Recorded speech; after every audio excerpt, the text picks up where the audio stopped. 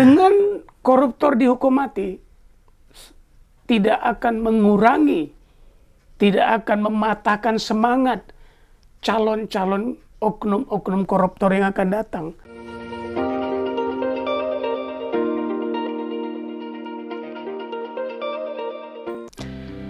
Selamat sore Sobat Gema Pos, gemakan suara negeri. Pada hari ini Gema Pos akan diskusi sederhana namun berbobot bersama dengan Bapak Dr. A.S. Kobalen, mantan pemulung Kota Medan dan pernah menjadi penyemir sepatu, tukang jualan kue, dan hal-hal sederhana yang tidak diketahui oleh pemirsa Gema Pos. Benar. Tapi kelihatan perhatian sekali kalau memang benar seperti itu. Masa lalu yang sangat menggembirakan. Tapi kan sekarang sudah bahagia. Ya, karena menggembirakan tuh hari ini saya bahagia. Kabarnya gimana Pak hari ini? Sangat baik. Sangat baik sekali. Terus motivasi Bapak ketika menjadi jika benar menjadi tukang semir sepatu, menjadi orang-orang susah, gimana rasanya Pak? Ya, saya menikmati pekerjaan itu sebagai sebuah batu loncatan dan saya tidak menyerah. Bahkan saya pernah mengerjakan hal yang lebih parah. Saya bahkan pernah mendapatkan uang dari mencuci WC orang. Jadi, tapi itu adalah perjalanan hidup yang saya bangga. Bagi saya, lebih baik miskin bermartabat daripada kaya tapi hina. Luar biasa. Pak A.S. Kobalen, kalau kita lihat berita-berita terbaru hari ini, baik itu di media sosial, baik itu di masyarakat, di media apapun itu, di koran, di televisi dan lain sebagainya, itu ada wacana pemerintah berkaitan dengan hukuman mati koruptor. Nah, kalau masyarakat pasti tentu senang Pak A.S. Kobalen. Pasti senang karena wah, koruptor ini harus wajib dihukum mati. Tapi kalau Bapak sebagai tokoh nasional, apakah setuju dengan adanya hukuman-hukuman mati? Ya, saya juga mengikuti media. Ini fenomena bahkan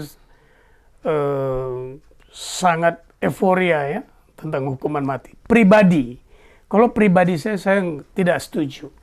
Kenapa itu Pak tidak setuju? Alasannya begini, kita lihat narkoba, gembong narkoba, pengedar narkoba dihukum mati. Teroris dihukum mati. Pertanyaan saya, berkurangkah? Tidak. Selesaikah? Tidak. Tidak. Dengan koruptor dihukum mati, tidak akan mengurangi, tidak akan mematahkan semangat calon-calon oknum-oknum koruptor yang akan datang. Tetapi ini Pak, kalau misalnya kalau Bapak tidak setuju berkaitan dengan hukuman mati ini, tentu saja kita akan menyiksa masyarakat. Karena hukuman mati ini adalah hukuman jera menurut masyarakat dan juga sampai pemerintah juga mewacanakan itu. Setuju. Tapi perlu disadari, hukuman mati hanya akan membuat menakutkan, membuat jera sementara. Karena pertama, masalah mencabut kehidupan seseorang bukanlah hak manusia. Itu adalah hak yang memberikan nafas kehidupan itu. Kedua, yang saya katakan tadi, tidak menjamin adanya perubahan mendasar di kemudian hari. Efeknya hanya sementara.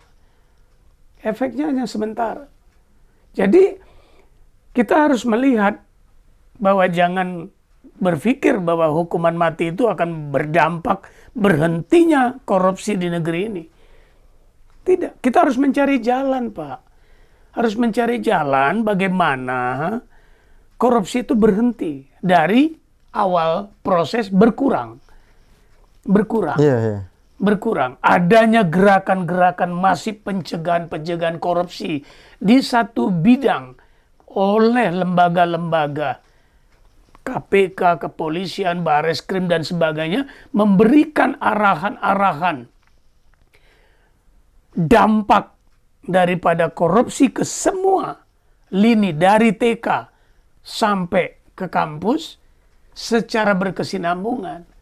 Di sisi lain harus ada sebuah sistem bagaimana koruptor dihukum dengan hukuman itu tidak berat, tapi korupsi berhenti. Tadi kan Anda katakan bahwa rakyat akan gembira, rakyat akan bahagia. Kita sekarang menuntut, mengarahkan agar rakyat ikut campur di dalam memberhentikan korupsi itu. Nah, Pak Kobalen, kalau kita tadi berbicara Bapak AS Kobalen itu berkaitan dengan sistem yang harus dilakukan oleh pemerintah, ini kan harus dilakukan dari SD, dari TK sampai ke jenjang perguruan tinggi. Nah, pola-pola ini ketika dilakukan ini apakah bisa sebelum ke sistem bisa berjalan? Bisa. Pertama, masukkan menjadi mata pelajaran yang harus diterapkan. Nama mata pelajarannya? Korupsi membahayakan masyarakat. Korupsi berdampak pada kemiskinan. Korupsi dan sebagainya. Kan bisa saja. Tetap Pak AS Kobalen menyebutnya itu korupsi dan koruptor. Iya, atau kita bisa bicara tentang kecintaan bangsa. Karena korupsi ini, kalau orang yang cinta terhadap bangsa ini nggak akan korupsi. Karena korupsi ini melahirkan kemiskinan. Korupsi menghancurkan ekonomi. Korupsi mengurangi pendapatan negara. Jadi kan dampaknya ada. Nah, jadi menjadi mata pelajaran yang harus diikuti. Kemudian lembaga-lembaga yang berkaitan dengan pemberantasan korupsi harus turun ke jenjang-jenjang. Dari SMA ke kampus, S1, S2, S3, mereka sudah masuk memberikan mata kuliah itu. Kalau perlu, lakukan seminar. Dalam konteks pencegahan. Dalam konteks pencegahan. Pencegahan dulu. Berarti kalau misalnya dalam konteks pencegahan, yang berperan pemerintahnya ini menterinya siapa nih, Pak? Seharusnya. Siapa aja yang berintegritas. Yang mencintai bangsa ini, pertama sekali, dia harus mencintai dirinya dan keluarganya. Tapi yang harus masuk ke ranah-ranah pendidikan itu kan menteri. Kan tidak harus menteri. Tidak harus menteri. Ada dirjen, ada direktur, bisa mengangkat orang, bisa merekrut orang yang punya kapabilitas, yang punya kapasitas untuk membicarakan itu. Banyak di negeri ini, pemuda-pemuda kita, tokoh-tokoh kita yang anti korupsi kok. Banyak. KPK kan cukup banyak orangnya. Kan mereka bisa digiring. Kemudian adanya, kalau perlu ada yang lebih ekstrim. Iya. Di semua kantor gubernur ada orang KPK. 514 kabupaten kota ada orang KPK. Itu usul dari Bapak? Iya, kalau boleh. Kalau memang mau memberantas dengan seksama, dengan sistem. Saya punya cara-cara yang lain yang nantinya saya jamin dalam 1-2 bulan, 1-2 tahun, korupsi hilang dari negeri ini. Sebelum Bapak menyebutkan caranya, kalau Bapak menjelaskan tentang cinta tanah air itu tidak akan korupsi, berarti Bapak cinta dengan tanah air ini, khususnya masyarakat. Saya mencintai istri saya sebagai istri kedua. Cinta saya pertama kepada tanah air ini, karena negeri ini, tanah air ini yang memberikan saya segalanya. Berarti ada jaminan seandainya nanti Bapak memiliki wewenang atau duduk di tempat-tempat yang bisa memberikan keputusan hukuman yang tepat untuk para koruptor, dan disebut apa menurut Bapak koruptor ini pantasnya? Kalau masih ada koruptor-koruptor baru. Iya, kadang-kadang kan kita sedih melihat ada orang di kampung curi ayam langsung diteriakin male, digebukin rame-rame, harga ayamnya juga paling berapa Pak? 100.000, 200.000? 50.000. Ini kok ada orang mengembat uang negara, hak anak yatim, janda miskin yang nilainya puluhan miliar, bahkan triliunan. Disebut tokoh. Padahal mereka maling kan. Maling kan. Mereka bilang pencuri aja masih halus. Mereka maling yang menggerogoti sendi-sendi perekonomian negeri ini, Pak. Karena itu saya selalu mengatakan bahwa menjadi kaya itu penting. Tapi menjadi bermartabat itu lebih penting. Gitu. Saya mengutip beberapa. Busana orang kaya di dalam konteks saya atau di dalam konteks yang umum adalah dia yang mau membagikan hartanya kepada fakir miskin. Bukan busana orang kaya merampok hak-hak orang miskin untuk dia pamerkan sebagai orang kaya. Gitu. Kemudian yang ketiga adalah menjadi terkenal wajar. Setiap tokoh, setiap insan ada keinginan menjadi terkenal. Tapi jangan Melalui terkenal dengan cara apapun. dengan cara yang baik, bukan cara apapun. Dengan cara yang baik. Dengan cara yang baik. Di sekolah terkenal dengan cara belajar yang baik, mendapatkan nilai yang baik. Di kantor bekerja dengan baik, tingkatkan produktivitas. Bukan dengan segala cara. Tapi yang kan kita kondisi lihat, sekarang dengan cara apapun bisa yes, berhasil. terkenal. Karena itu, saya bilang terkenal itu wajar. Yang tidak wajar, kau terkenal karena korupsi, karena maling, kau ditampilkan di semua media, kau jadi terkenal. Ini kan sama dengan kau memamerkan auratmu, kejelekanmu, kebobrokanmu, kau menjadi terkenal. Terkenal itu harapan orang. Terkenal, oh dia sebagai orang baik. Terkenal sebagai orang dermawan. Terkenal dia anak pintar. Terkenal dia pejabat yang sukses. Hari ini kita lihat, terkenal dengan cara yang baik. Bapak Kepala BIN Republik Indonesia. Yeah. Tidak ada di satu negara di dunia yang kabinnya turun ke lapangan melakukan vaksin door to door yang menggugah perasaan bangga oleh setiap rakyat Indonesia. Hanya dalam satu konteks saja, agar vaksin berjalan dengan baik, virus sirna dari Indonesia. Kapolri kita lihat hari ini menciptakan sebuah disiplin yang begitu tinggi, punya perhatian besar. Yang ketiga, tidak ada di dunia ini satupun presiden yang turun langsung dari waktu ke waktu melihat langsung tentang kegiatan vaksin. India melakukan vaksin door to door. 2 dokter, 2 perawat keliling kampung.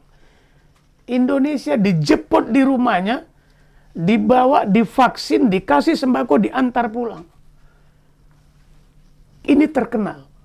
Pak BG hari ini menjadi pembicaraan positif, terkenal karena jeripayanya terhadap bangsa ini, jeripayanya terhadap rakyat, kepeduliannya untuk memberantas COVID. Itu terkenal. Lihat, semua koran hari ini. Kemarin beliau ambil keputusan akan masuk di puluhan provinsi dalam rangka memberantas virus baru yang sedang mengancam. Sudah masuk di beberapa negara. Itu, bro. Tapi dengan adanya kondisi yang sudah ada beberapa pemerintah atau pejabat negara yang langsung turun ke lapangan untuk mengeksekusi berkaitan dengan selesainya pandemi ini atau COVID dan sebagainya untuk vaksin, tapi tidak bisa diingkari lagi dengan adanya maling ini yang disebut oleh Bapak. Kan beda jalur. Tadi kita bicara koruptor dan ini bicara orang yang ingin terkenal. Ingin yang orang terkenal. Terkenal dan berbuat tanpa pamrih. Ini kan bukan tanggung jawab Pak BG sebagai seorang kabin kepala Badan Intelijen Negara. Kan logikanya tentang vaksin ini orang berbicara tentang Menteri Kesehatan. Tapi beliau turun ini berbulan-bulan. Ikut langsung turun ke lapangan. Saya merinding melihat beliau di TV. Belum lagi Polri kita, TNI kita, Babinsa kita, Satpol PP kita. Ini hal yang sangat luar biasa yang harus menjadi apresiasi. Ini adalah contoh kecil. Kalau ingin terkenal, terkenallah seperti ini. Berbuat untuk rakyat. Jangan terkenal nampang di TV, disorot semua TV. Disorot semua TV karena dia ketangkap OTT. Pak BG nggak disorot semua TV loh. Tapi beritanya masuk, kita lihat dan sebagainya. Gitu. Nah, kalau misalnya terkenal oleh hal-hal yang memang berkaitan dengan koruptor, Pak. Tadi belum dijawab oleh Bapak A.S. Kobalen berkaitan dengan hukuman yang tepat untuk para maling dan untuk koruptor menurut Bapak A.S. Kobalen. Setuju. Saya akan menjawab itu dengan gamblang, tuntas, dengan jelas, dan menjamin kalau itu diterapkan oleh negeri tercinta ini, dalam 1 maksimal 2 tahun korupsi hilang dari negeri tercinta ini. Saksikan video saya berikutnya. Kita ketemu lagi. Pemirsa, Sobat Gema Pos, ternyata Pak A.S. Kobalen tidak mau menjawab hari ini Sobat Gemapos harus menanti video-video yang akan disajikan oleh Gemapos bersama Bapak AS Kobalen. Terima kasih Sobat Gemapos. Akhir kata, kita tutup pada kegiatan hari ini diskusi bersama dengan Bapak AS Kobalen. Selamat sore. Merdeka.